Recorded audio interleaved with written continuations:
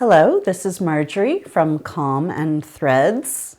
In this video, I'm going to show you, along with my beautiful, lovely assistant, how to thread a needle.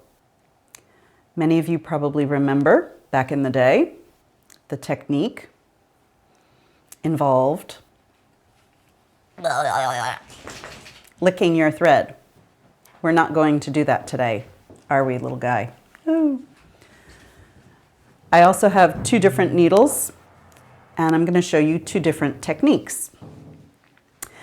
When I'm stitching with many strands of floss, for example, this is the entire set of 6, I might use a larger eyed needle. This one is called a chenille needle. And sometimes I use a tool. This one is a lot like the more common kind with the wire loop. But the idea is the same. You put the loop through the eye of the needle and sometimes hold it together with one hand, and then I find the strands and shove them through the hole. That doesn't always work, and I might fold it in half. And it doesn't matter which direction it goes through the hole. When you have it, then you're going to pull the entire assembly of thread and tool back out of the eye of the needle until it comes off the threading tool completely. And it's still in the eye of the needle.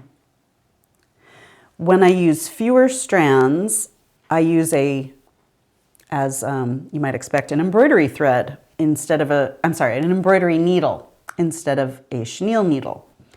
And when I'm threading that, I don't always have a tool that fits.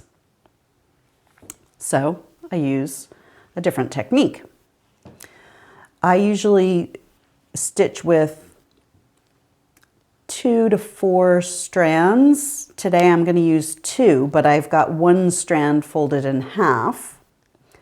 And I'm going to take the folded part of my thread and pull that fold nice and snug and pinch it. So it's between my fingers. And when I roll my fingers back, just so I see a tiny dot of color, I'm going to place the eye of the needle on top of that dot. It's important that it's just a dot so it doesn't wiggle around.